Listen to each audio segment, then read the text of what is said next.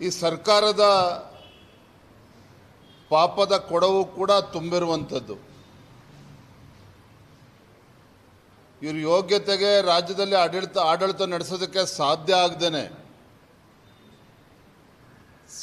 ಸಮಾಜಗಳ ಮಧ್ಯೆ ಧರ್ಮಗಳ ಮಧ್ಯೆ ಬೆಂಕಿ ಹಚ್ಚುವಂಥ ಕೆಲಸ ನಿರಂತರವಾಗಿ ಸಿದ್ದರಾಮಯ್ಯ ನೇತೃತ್ವದ ಕಾಂಗ್ರೆಸ್ ಸರ್ಕಾರ ಮಾಡ್ಕೊಂಡು ಬರ್ತಾನೆ ಇದೆ.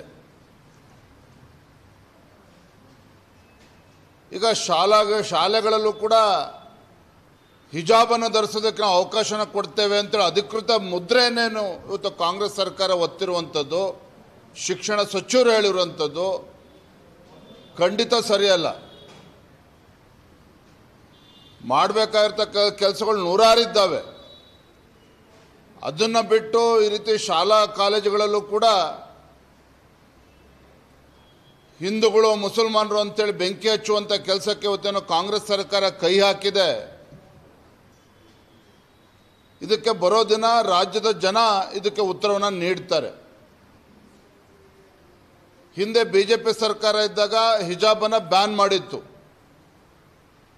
ಇವತ್ತು ಕೂಡ ಅದು ನ್ಯಾಯಾಲಯದ ಕಟಕಟೆಯಲ್ಲಿ ಇನ್ನೂ ಕೂಡ ಇರುವಂಥದ್ದು. ಅಂದರೆ ಅಲ್ಪಸಂಖ್ಯಾತರನ್ನ ಖುಷಿಪಡಿಸೋದಕ್ಕೆ ಯಾವ ಮಟ್ಟಕ್ಕೂ ಕೂಡ ಹೇಸೋದಿಲ್ಲ ಈ ಕಾಂಗ್ರೆಸ್ ಸರ್ಕಾರ ಅನ್ನೋದನ್ನು ತೋರಿಸ್ಕೊಟ್ಟಿದ್ದಾರೆ. ಈ ರೀತಿ ಪದೇ ಪದೇ ಓಲೈಕೆ ರಾಜಕಾರಣ ಒಂದು ಕಡೆ ಆದರೆ, ಹಿಂದೂಗಳಿಗೆ ಅಪಮಾನ ಮಾಡುವಂಥ ಕೆಲಸ ನಿರಂತರವಾಗಿ ಕಾಂಗ್ರೆಸ್ ಸರ್ಕಾರ ಮಾಡ್ಕೊಂಡು ಬರ್ತಾ ಇದೆ. ಅದನ್ನು ಇಷ್ಟ ಹೇಳುವಂಥದ್ದು, ಅಧಿಕಾರದ ಮದ, ಅಧಿಕಾರದ ದರ್ಪ, ಮನಬಂದಂತೆ ಇವತ್ತು ಏನು ತೀರ್ಮಾನಗಳನ್ನು ರಾಜ್ಯ ಸರ್ಕಾರ ತೆಗೆದುಕೊಳ್ತಾ ಇದೆ.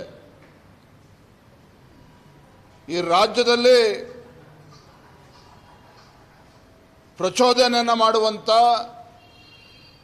ಹಿಂದೂಗಳ ವಿರುದ್ಧ ಮುಸಲ್ಮಾನರನ್ನು ಎತ್ಕಟ್ಟುವಂಥ, ಮುಸಲ್ಮಾನರ ವಿರುದ್ಧ ಹಿಂದೂಗಳನ್ನು ಎತ್ಕಟ್ಟುವಂಥ ಈ ರೀತಿ ಒಂದು ಷಡ್ಯಂತ್ರ, ಕುತಂತ್ರ ಈ ಸರ್ಕಾರದ, ಕಾಂಗ್ರೆಸ್ ಸರ್ಕಾರದ ನಿರ್ಧಾರಗಳೆಲ್ಲ ನಾವು ನೋಡ್ತಾ ಇದ್ದೇವೆ.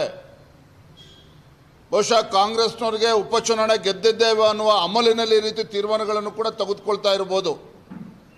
ಆದರೆ ಮಾನ್ಯ ಮುಖ್ಯಮಂತ್ರಿಗಳನ್ನು ನೆನಪು ಮಾಡಿಕೊಡೋದಕ್ಕೆ ಇಚ್ಛಪಡ್ತೇನೆ. ಹಿಂದೂ ಕೂಡ 2018ರಲ್ಲಿ ಈ ಸರ್ಕಾರ, ಕಾಂಗ್ರೆಸ್ ಸರ್ಕಾರ ತೊಲಗೋಕ್ಕೂ ಮುಂಚಿತವಾಗಿ 2 ಉಪಚುನಾವಣೆಗಳು ಗೆದ್ದು ಆಮೇಲೆ ಯಾವ ರೀತಿ ಜನ ಪಾಠ ಕಲಿಸಿದ್ದಾರೆ, ಬಹುಶಃ ಅದನ್ನು ಮರ್ತಿದ್ದಾರೆ ಅಂತ ಕಾಣ್ತದೆ. ಹಾಗಾಗಿ ಸರ್ಕಾರ ಅಭಿವೃದ್ಧಿಗಳನ್ನು ಮರೆತು ಹಿಂದೂಗಳಿಗೆ ಅಪಮಾನ ಮಾಡಿಕೊಂಡು ಅಲ್ಪಸಂಖ್ಯಾತರ ಓಲೈಕೆ ರಾಜಕಾರಣ ಏನು ಮಾಡ್ತಾ ಇದ್ದಾರೆ, ಇದೆಲ್ಲದಕ್ಕೂ ಕೂಡ ಇತಿಶ್ಯ ಆಡ್ತಕ್ಕಂಥ ದಿನಗಳು ಬಂದೇ ಬರ್ತದೆ. ಬಂದಂಥ ಸಂದರ್ಭದಲ್ಲಿ ರಾಜ್ಯದ ಜನರು ಕೂಡ ಇದಕ್ಕೆ ಉತ್ತರವನ್ನು ನೀಡ್ತಾರೆ.